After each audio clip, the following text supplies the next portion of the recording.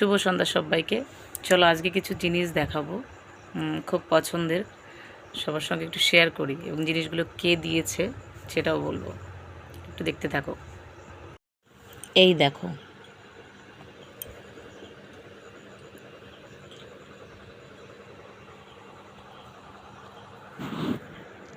কত কিছু দেখেছো?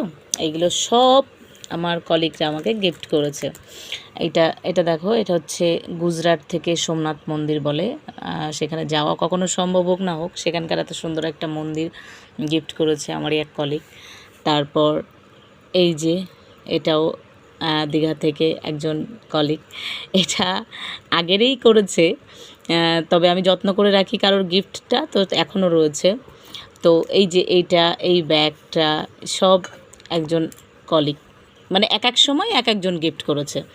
তারপর এই দেখো কি সুন্দর একটা বাটি, এটা পুরী থেকে নিয়ে এসছে, এটাও দীঘা, এটা অবশ্য সুন্দর, বেশ একটা কী বলে এটাকে, পেনদানি।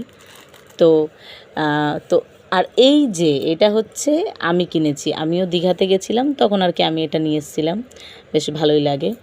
আর এটা তো একটা চুলের কাঁটা, এটা কিন্তু শঙ্খের, হ্যাঁ এটা চুলের কাঁটা শঙ্খের। আমি চুলের তো এই দেখো, এই যে এই কাঁটা একটা, এই গিফটগুলো আমার কলিগরা দিয়েছে। আমি চুলে কাঁটা পরতে একটা সময় খুব পছন্দ করতাম, মানে চুলের মধ্যে খোপা করে তার মধ্যে কাঁটা দিতে আমি ভীষণ পছন্দ করতাম, যার জন্য আমি নিজেও একটা কাঁটা যখন দীঘা গেছিলাম নিয়ে এসেছিলাম, এটা শঙ্খের।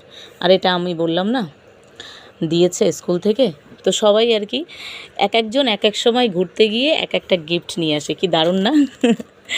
গিফটগুলো কত সুন্দর না বলো? এটা পার্স, যাই হোক। এ দেখো সুন্দর একটা মালা, একটা সুন্দর একটা বাটি, পেনদানি, এই যে মন্দির, তো সব আমাদেরকে গিফট করে, ঠিক আছে আমার কলিগরা। তো কেমন লাগছে বলো গিফটগুলো? অবশ্যই বলবে, হ্যাঁ। চলো, তো আজকে সন্ধ্যাবেলা বসে বসে এই সমস্ত গিফটগুলো এক জায়গায় করছিলাম।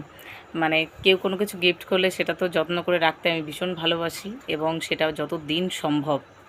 তো সেগুলো সব একসঙ্গে বের করলাম। আমি মেয়েকে বললাম, বাবা গিফটগুলো বের করতো। মেয়ে বলছে কী করবো? আমি বলছি দেখি, সব এক জায়গায় বেশ ভালো লাগে সব গিফটগুলো, তাই এক জায়গায় বের করে সবার সঙ্গে একটু শেয়ার করলাম।